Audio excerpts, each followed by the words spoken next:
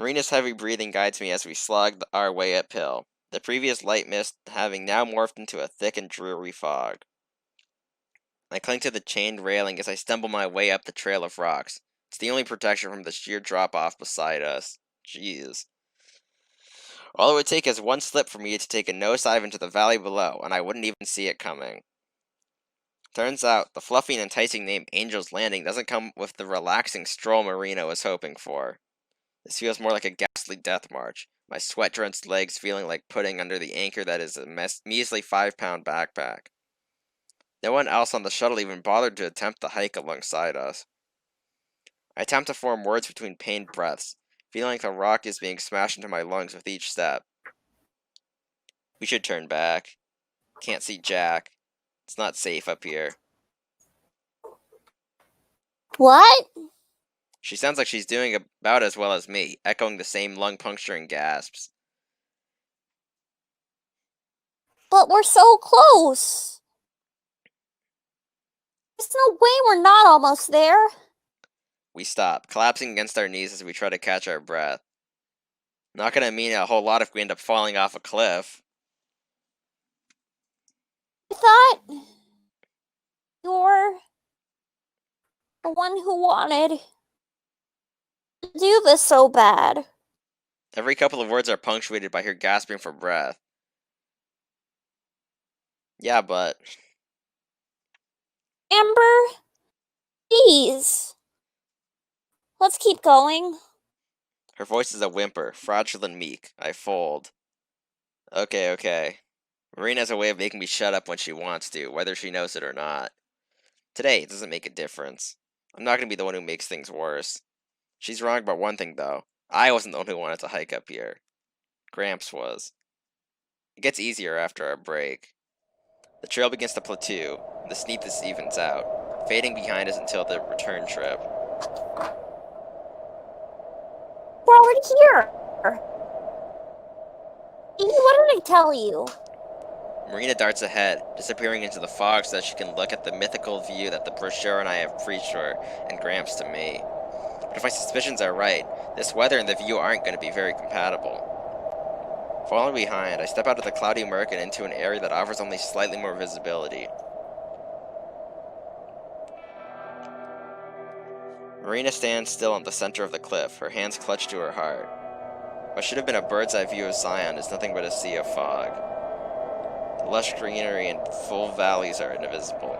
Only a few overgrown bushes and some rocky points peek out above the clouds. I was expecting it, but the sight itself really is numbing. The hollowness in my stomach, then I've gotten so used to feeling, rears its head once again, only intensified by Marina's silence. Any expression shrouded by her bangs as she tilts her head down. Sorry. Gently, she shakes her head. Don't worry about it. It's not your fault. You tried to warn me. Marina. But I don't know what to say. I'm disappointed too. There were a lot of places Gramps always talked about visiting. After we settle down and kick back for a few years, after I finish repairing the RV, after I get better, jeez. This place came up more than others, though. Not just Zion, but the landing. Kept saying we were going to hike up here, have a picnic, maybe watch the sun come up. A slight smile comes to my face as I think about him trying to make that hike. I'd have liked to see the geezer try. I'm not big enough of a sap to try and make all of my and Gramps' plans happen now. It would have been nice to see the view. With Gramps, Marina, and everything that's happened over the past month, it just seems fitting to make the trip. Angel's Landing. I glance back to Marina. The hand that was clutched to her chest is now stretched outwards, grasping at the empty air. A slight breeze blows through, ruffling her hair. She looks beautiful. She looks angelic. I didn't go to church much as a kid, but she looks like someone I'd see on a stained glass window, right next to a rendition of Cavalry or Skull Hill. It's frustrating to have come this far for nothing, but you haven't gotten nothing. You have her. But is it because of the fog? Because of Gramps? Or because of Marina? My teeth grit, grinding against each other under what feels like an unimaginable weight. Come on, let's go. I turn around and begin down the slope, There's nothing else worth seeing up here. Marina doesn't follow. No spirited footsteps trailing behind me. No speeding bullet blazing ahead. Marina, we're going. It comes out with more bite than I intended, but I don't care. I just want to get out of here now. Marina is hesitant to answer, but eventually manages to spill it out, sounding more like a question than an actual statement. I don't want to. What? I don't want to leave. Not yet, anyway. Annoyed, I turned back to her for an explanation, only to be greeted by a pleading look instead. I'm used to it by now. I know I am, but do you think we could wait a little longer just to see if the fog clears? I don't know what it is. I respond with a blank stare. It's like she's not even talking to me. Don't be stupid. I start back down the hill, not bothering to wait for Marina this time. It's past noon. If it hasn't cleared up by now, it's not going to anytime soon. So much for not making things worse. Oh.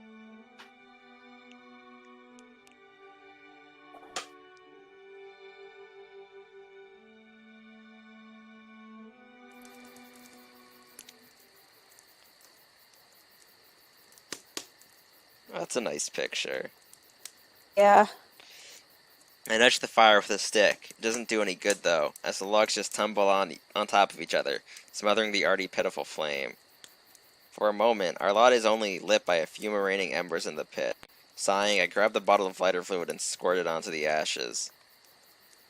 An artificial flame roars into existence, then peters to the size of a pathetic candle flicker just as quickly. I plunge the stick back into the fire and scrape cinders from the glowing wood. Eventually, a flame catches on a charred log and grows until the pit is blazing once again. Aha! About damn time. The joy is exclusive to me, however, as Marina stays silent, staring into the fire. Want another s'more?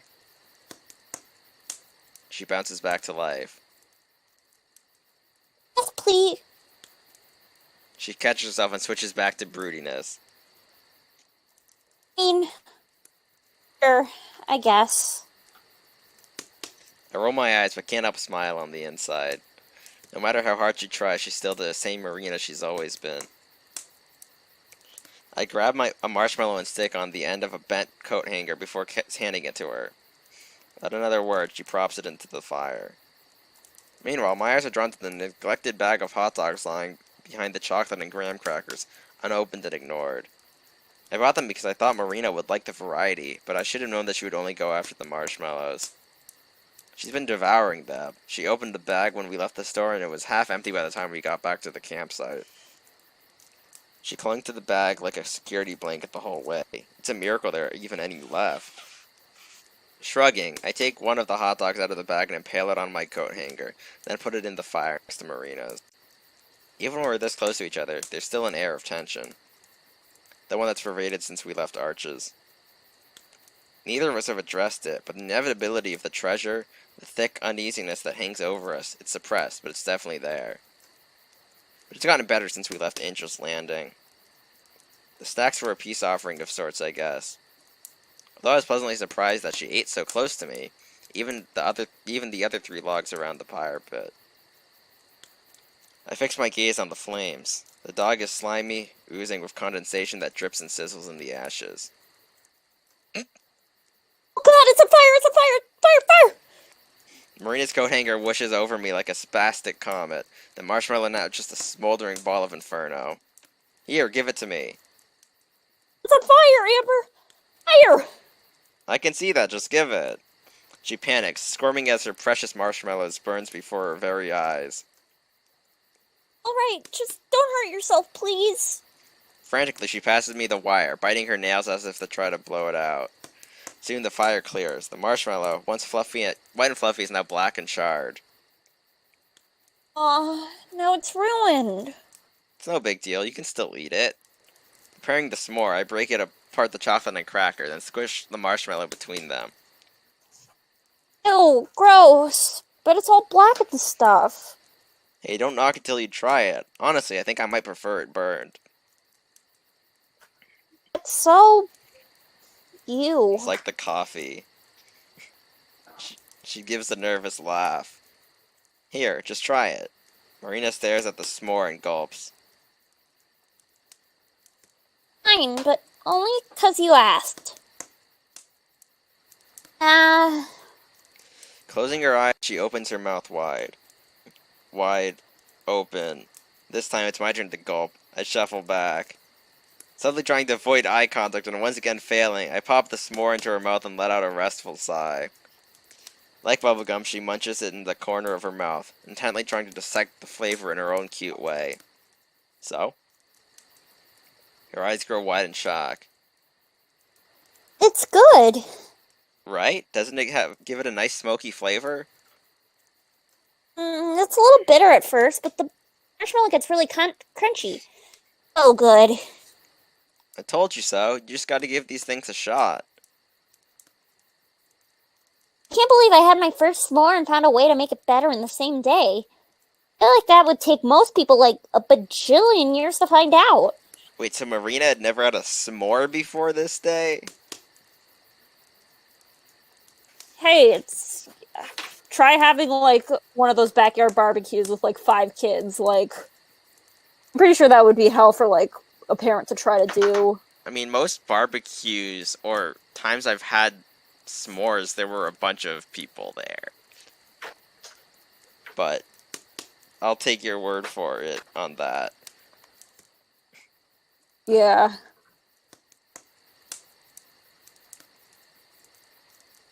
It only took me one night because I got you, Amber. Gobsmacked? Dumbfounded? They're both stupid fancy words, but I think they work when trying to figure out that this thing's sitting besides me. Amber? You're kidding me. What? Your first s'more? Well, I've seen people eat them on TV and stuff before, but You have never ever had a s'more in your entire life? now that I think about it, I guess I haven't. That confirms it. Firms what? You're an alien. The government has just been keeping you hidden all this time. That's why I met you near Roswell. It's the only explanation. I am not. If I were an alien, then why do I look human? That's just a flesh suit, a disguise so you can blend in. That's mean. I just buy these good looks at the costume store. What's your sector ID? It's the first time away from your home planet? First, stop. It's not my fault. Her face puffs out and I have to resist the urge to poke and deflate it. If I don't quit, she might actually start pouting. I'm sorry, I'll stop. I'm tempted to squeeze one more joke out, but decide against it as I try to hold back the snicker under my breath. I think I like you better when you're serious. She crosses her arms and turns away as she closes both eyes to block me out. Then, with a grin, one eye open, we both burst out laughing. Since the hike, the fog has climbed down the hill, enveloping the campsite. Even here, it's carved out a small pocket. The breezy chill surrounding us as we take in the warm glow of the fire. It feels nice. But for real, I still can't believe this is your first time leaving home. She settles down a bit and places her hands in her lap, teetering side to side as she looks to the sky, even though there's nothing to look at but mist. Yeah. Sometimes I have trouble believing it too. Since there's so many of us, I guess Mom and Dad can never afford to take us anywhere. That's what I thought. For families as big as she says, it's not like they could have just packed up and traveled like me and Gramps. You said you have 9 brothers and sisters, right? There's 9 of us, plus Mom and Dad. Oh, 11 altogether. Is that how many people are in the Loud House? Or is there more? I think. Jesus. Everyone says our house is pretty big, but it's always been so cramped that I've never been able to tell. Never even had my own room. I've always had to share one with some of my sisters. Older brother shared too until one of them went off to college. Is that the same brother whose car got torn apart by Maria? She laughs guiltily. Yeah. I always called it his love wagon. If that thing was a love wagon, then my motorhome is a love palace. Ooh, that's a good name for it. Don't even start. Anyway, he said he wanted to get a new one when he got to Salt Lake City, so I don't think he'll be too angry. Hold on, that's in Utah too. Why didn't you tell me? The detour would have been a pain in the ass, but if you wanted to visit him, I wouldn't have minded the extra miles. Not if it was for you. Marina's a double take, and I realize I've given too much away. You'd have to pay for gas, though. Marina blinks, then smiles. Crisis averted. Mask back on. That's okay. I wanted to do this without my family's help. Besides, it's only community college. Your brother moved from New Mexico to Utah so he could attend a community college? Huh? He sends me a gift every month. Last month it was a top hat. I put it right on top of the desk in my room. She pauses for a moment. Or mine and my sister's room, I mean. Your family sounds just about as weird as you. Really? I guess we are. She beams, wearing the title of weird like a badge of honor. That's not good. That's not a good thing. Actually, maybe it is. I like it. Besides, Dad keeps us all in line. He's a defense lawyer, super straight-laced. You remind me of him, actually. Likes everything nice and orderly, which is bad for him because he's surrounded by us, but... I can't believe Marina pulled the "you remind me of my dad" line. She talks for a long time, chattering and laughing about her family. The smile that I also can't believe Amber didn't bring that up. I almost get lost in it. I almost want to. For the precious minutes that she speaks, I forget the tension that shadows us since Arches, and couldn't believe it was never there. I love that about Marina. Even when we're wet with rain, or humoring truck drivers, or racing a lunatic down the highway, she never hesitates to smile. For her, it's always poised to the brim, waiting to shine through. I could listen all night, but she trails off only a short time later. I'm sorry. It must be boring, right? No, I could tell you love him a lot. It was always just me and Gramps, so it's sort of interesting to see how other families work. The lot falls silent, save for the crackling flames. I brace myself for what I know is coming. Hey, Amber, what happened to your mom and dad? I stare into the fire. It pops, casting up delicate embers that fall and vanish into the dirt. I'm sorry. It was too personal. No, it's fine. They're both around, I think. Only met Dad once a long time ago. Me and Ma don't get along very well. Haven't spoken to her since I was 16. Last I heard she was living in some trailer park in Ohio. Is that why you live with your grandpa? Sorta. Ma always had her issues, so the court said Gramps could take care of me when I was a baby. I stifle a laugh.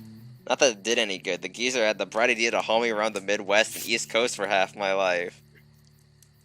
He took care of you all by himself? He must have been amazing. Huh, try again. He was an old hippie who was stuck in the 70s and spent most of his time listening to weird music. And just like you. Hey, watch it. If anything, he was more like you. I was always cleaning up his messes, even as a little girl, even near the... I choked down a growing lump in my throat. Even near the end. Amber, It was always just the two of us, though. Us or any random old friend he wanted to see. Even when he decided to settle down in Colorado, it was just us. People would come and go, but it was always us. And I was there for all of it. I was there for every single appointment. I was there at the hospital. I was there at the funeral. Ma didn't even bother to come to that, but I was there. And he was always there, too. Jeez. you really miss him, huh? My voice lowers to a whisper, raspy and dry. Yeah. Something slumps against my shoulder. Glancing down, I discover Marina's head resting against me. What are you doing?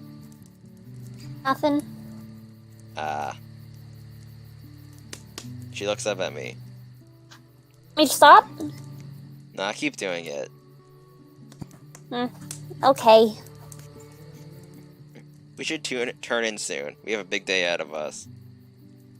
Yeah, maybe. We sit in silence for a little while, or maybe it's a long time. I can't tell. It's a nice silence, though, a comfortable one. Finally,